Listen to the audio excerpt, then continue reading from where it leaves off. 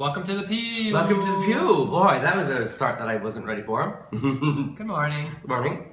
So, we were so alarmed by, or was it amused by, James's... Alarmed. Okay.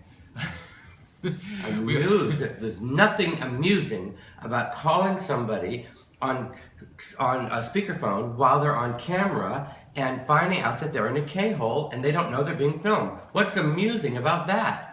Well, just to be sure James is okay, or on K, we're going to call him right now just to see. Yeah, this is going to be our new weekly check to see if James is still alive call. Safety check. Safety check. Because we care. So...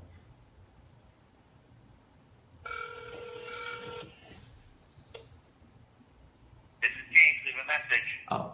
At the tone, please record your message. When you have finished recording, you may hang up or press 1 for more options. Hi James, this is Michael And Ernie. And Ernie, we're calling you live on the Pew. Just to make sure you're okay. To make sure you're on K.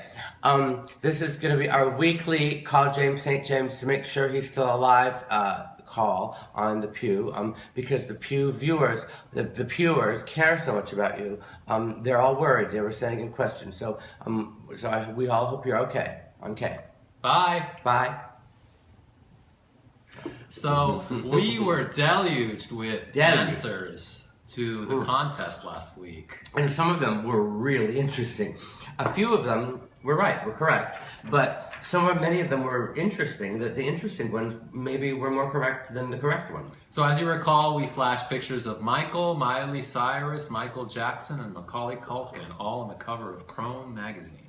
So I will say right now that my answer is not necessarily the correct answer, because there were so many correct answers that I didn't know about. But my answer was that all of the rest were child stars or celebrities, and I wasn't. So Jeannie Pompadour got that answer, and Latch78 got that answer, along with many other great answers. Some of his other great answers were that, some of them took a lot of thinking, like they put a lot of effort into this. That Michael Jackson had an album called Escape. Michael Alig, me, had a magazine called Project X. Miley Cyrus was on X Factor. So all of them had the X except for Macaulay. So that was a really good That's one. some high-level thinking. That's some high-level thinking. And Neil Armstrong, also a winner, because I made them winners if they Is that came up. Neil or Ned? It's Neil. If they came up with something that was really interesting that wasn't mine, I made them a winner too. That Michael, a very obvious one, that Michael Jackson is dead, and all the other ones are still alive. Stylist Matt also says Michael Alig is not like the others were stars. So the winners are Stylist Matt, Latch78, Neil Armstrong, and Jean Pompadour. Congratulations! And they will all be getting Alig grab bags that we will be making this afternoon and sending out on Monday. Congratulations and enjoy. And just wait till you see what's inside these. Right. No extra special surprises. Well, there'll be extra special surprises, but all legal. But legal extra special. I know, no fun, right? So, from Ernie won't let me put anything fun in those boxes. I mean, we don't have anything fun to put in them, but right, Ernie wouldn't. Not when he's around. Ernie wouldn't let me get anything. The fun stuff doesn't last long. Ernie wouldn't let me get anything fun to put in boxes. So, if you know what he means. So, Ernie is responsible for there not being anything fun in the boxes. And we'll be right back after this commercial. And now a word from our sponsor. Are you ready? Okay. Are you ready? Are you ready? Are you ready? Are you ready? Are you ready? Are you ready? Are you ready? Welcome back to the Pew. Welcome back to the Pew. The Pew. So, a tragedy happened to one of our old friends from the club scene, Desire, whose real name is D. Gibran. he had a fire in his apartment, and it looks like it destroyed his whole house. So we are flashing the GoFundMe site so that you can consider donating. And I'm going to donate something. Desire was well known to many of the old club kids.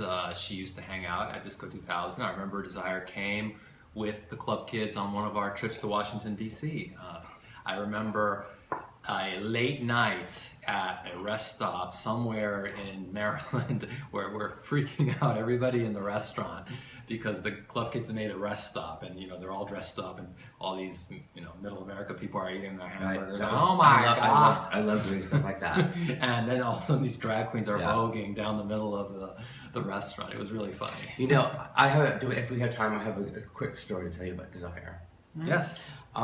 This is something that I've been thinking about for actually 20 years. It's been kind of upsetting me for a long time. I don't know if you remember, but Desire fell down, or something happened, and she chipped her front tooth. Do you remember that? I thought that was Amanda Lepore. No, she also fell down the stairs at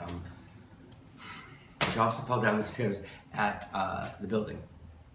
But Desire fell down or something, and she had a chipped front tooth. You don't remember that? No.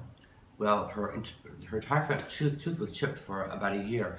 And for that entire year, every day, I thought to myself, I'm going to go in and I'm going to ask Peter, because she didn't have any money to fix it. I'm going to go in and I'm going to ask Peter for some money for Desire to fix her tooth. And I never did it. And I've been thinking about that for all this time that Peter could have just very easily given her a few $100s to have her tooth fixed. And I didn't do it. So I apologize to Desire now. Sorry. Well, I hope this helps. Yes. I'm going to try to fix it now. Yeah, I should have. Bitches want to know. So yeah, bitches want to know. Logan Major sent us a question asking how he never hears us talking about the AIDS crisis, especially coming from the early 90s party scene. And Logan's just wondering how it affected us and what our general thoughts are on it. Well, we used to think about it all the time. That's a really interesting question, because yes, we don't talk about it now, but it did affect us greatly at the time. In fact, I think the Club Kid movement kind of came out of this. Yes, it was. It was a reaction to the AIDS crisis. And why? Tell them why. Well, there were multiple reasons why, but a lot of the early club kids were very asexual. They weren't into having sex. They often used ecstasy, which almost was like a replacement for sex. And I remember having very little sex in the 80s. And it was also about instead of looking sexy, we were looking freaky. Right. And kind of repulsive. In a kind of, almost as if it was anti-sex. We were trying to say, don't have sex with us. Right. So it was in fact exactly a reaction to the AIDS crisis. But we were also involved in the early AIDS. What are you doing? The cameraman is moving the camera yet again. Oh, well, we were also involved in the early ACT UP not the benefits, but the ACT UP scenarios where they would go to the church and disrupt the services or things like that. I mean, I went with them all the time. I didn't like ACT UP. They were a little militant. A little. They were annoyingly militant. Well, but I think at the time that's what we needed. Because nobody was paying attention to it. We had a president. That's not true. We had a president who wouldn't say the word AIDS. Well, that's true. But I don't see what a lot of their annoying tactics had to do. Well, I think it got a lot of attention. It did get a lot of attention. If you go into a church and spit the Holy Eucharist on the altar, that's going to get a lot of attention. Yes, but when you have a president that will not say the word AIDS on TV, that was kind of scary. And we had Reagan, and then we had Bush, and it was a very scary time. So ACT UP was a reaction to that. We were a reaction. So there are all kinds of reactions to that. The thing I didn't like about ACT UP is that a lot of the people in ACT UP seemed very angry to me.